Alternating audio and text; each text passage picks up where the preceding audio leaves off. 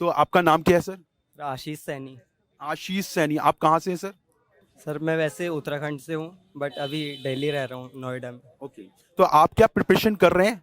Yes sir. अच्छा, तो कैसा एग्जाम हुआ आपका? एग्ज़ाम बहुत इजी था। मेरे क्वांट में 27 हुआ है, रीजनिंग में 34 हुआ है, एंड इंग्लिश में मैंने 19 ही किया है, एक्यूरेसी डिपेंड करते हुए। हम्म। क्योंकि पहले और बार ऐसा होता था, पहले इंग्लिश खुल जाता था हम्म। तो बच्चों को समझ नहीं आता था इंग्लिश में कितना क्वेश्चन करना है, एग्जैक्टली। कम करना है, ज़्यादा करना है, मेरी एक्यूरेसी कितनी है। बट अभी इस बार इन्होंने चेंज कर दिया है, एसबीआई ने पहले रीजनिंग खुल रहा है, उसके बाद क्वांट खुल रहा है, इंग्लिश खुल रहा है, देन लास्ट में तो आप इंग्लिश में डिसाइड कर सकते हैं कि आपका मैथ रीजनिंग कैसा गया है, तो आपको कितना क्वेश्चन अटेम्प्ट करना है। ठीक है। तो आपसे अगर ये पूछा जाए कि आज का जो लेवल था वो कैसा था? आज का लेवल बहुत इजी था, बट आपके अकॉर्डिंग आप कह रहे हो कि इजी था, मतलब मैक्सिमम लोग ये कह रहे हैं कि इजी टू मॉडरेट था, मतलब हम ये नहीं कह सकते इजी टू टफ टफ नहीं था। नहीं, टफ नहीं था, इजी टू मॉडरेट कह सकते हैं। वो इसलिए कह सकते हैं क्योंकि काफ़ी सारे क्वेश्चन जो थे तीन तीन के पेयर में या टू टू और थ्री के पेयर में दिए हुए थे। जैसे हम 5 के पेयर में देखते हैं तो वो चीज़ें बहुत कम थी। जैसे रीजनिंग में फॉर एग्जांपल तीनों सेक्शन में सबसे ज्यादा परेशानी आपको कहाँ पे हुई? परेशानी तो सर किसी में नहीं हुई। नहीं नहीं, हाँ, ये तो थोड़ा आपकी सा प्रैक्टिसेस के ऊपर है कि थोड़ा आपको क्वांट परेशानी। में टाइम टेकिंग हो रहा था। क्वांटिटिव एप्टीट्यूड में। ओके ओके हाँ, ओके। तो क्वांट में थोड़ा सा टाइम ले गया, वो क्वेश्चन कम हुए, 27 ही हो पाए। अच्छा अच्छा। तो डीआई कैसा था, मतलब कुछ बता सकते हैं? जैसा कि एक कैंडिडेट्स मिले जिसमें कि मॉल बोल रहे थे कि मॉल के अकॉर्डिंग डीआई आया था, तो हाँ, वो उन्होंने सही बताया था, अभी मैं सुन रहा था, सेम ऐसी डी आई था, 4 मॉल दिए थे और 3 डेज दिए थे। और इसके सिंपल अलावा भी कोई मॉल, सिंपल डेटा इसके दिया था। अलावा भी कोई डीआई थी? नहीं नहीं, ये 6 नंबर का डी आई था, 6 क्वेश्चन थे इसमें। 6 क्वेश्चन थे? जी। अच्छा। और इसमें क्वेश्चन थोड़े बड़े बड़े थे, मतलब 5-6 लाइन के क्वेश्चन दिए हुए थे, उसको पढ़ने में टाइम लग रहा था, बस थोड़ा टाइम टेकिंग डी आई थी, बट वैसे इजी थी, सिंपल थी। मतलब कैल ये कहते हैं, कह सकते हैं कि ओवरऑल कैलकुलेटिव थी कैलकुलेटिव और थी। लेंदी थी। हाँ, लेंथी कह सकते हैं एक तरीके से एग्जाम को। जैसे रीजनिंग में आप पजल कह सकते हैं, 3 पजल जो है 3-3 के पेयर में आई थी, 3-3 नंबर की थी, और 2 ही पजल थी जो 5-5 के पेयर में थी। मतलब ओवरऑल पजल 5 थी? हाँ, 5 पजल थी, 3 पजल मतलब 3-3 के पेयर में थी। 5 पजल थी जिसमें कि 3 पजल। 3-3 क्वेश्चंस की थी। तो तीन और तीन पजल मतलब 9 क्वेश्चन हो गए। 9, और 2 5-5 की थी, 10। तो 19 क्वेश्चन पजल से आए थे।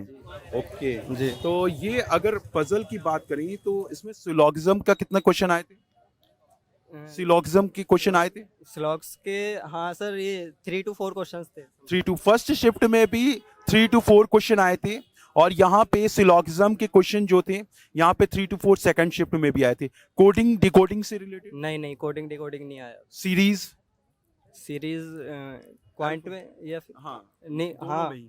सीरीज आई थी, क्वांट में आई थी आपकी, न्यूमेरिक सीरीज आई थी, ओनली 3-3 के पेयर में जो होती है। अच्छा अच्छा, 3 3 के पेयर में आई थी। इंग्लिश के बारे में क्या रहा आपका? इंग्लिश काफ़ी इजी थी। ज्यादातर बच्चों को इंग्लिश डराती है, ऐसा कुछ है क्या? इंग्लिश डराने वाली होती है, वो इसीलिए डराती है क्योंकि क्योंकि लोग डरते हैं। नहीं, क्योंकि बच्चे एग्ज़ाम दे चुके होते हैं कई बार, और वो अटेम्प्ट करके ज़्यादा आते हैं, बट इंग्लिश में मार्क्स कम आते हैं, एक्यूरेसी नहीं रह पाती बच्चों की इंग्लिश में, इसलिए वो टफ लगती है। तो ओवरऑल यहाँ पे इंग्लिश के बारे में यही कहा जा रहा है कि एक्यूरेसी ज्यादा, मतलब ज्यादा आप लोग करके ना आए, उतना ही कीजिए जितना आ रहा है, जितना आपने नियम कानून पढ़े हुए हैं। इंग्लिश आपकी सबसे लास्ट में खुल रही है, तो आप अपना स्कोर देख लीजिए, क्वांट रीजनिंग में कितना हुआ है, उस हिसाब से आप इंग्लिश में अटेम्प्ट कीजिए, गलत मत कीजिए, जितना करना है सही कीजिए, अच्छा कीजिए।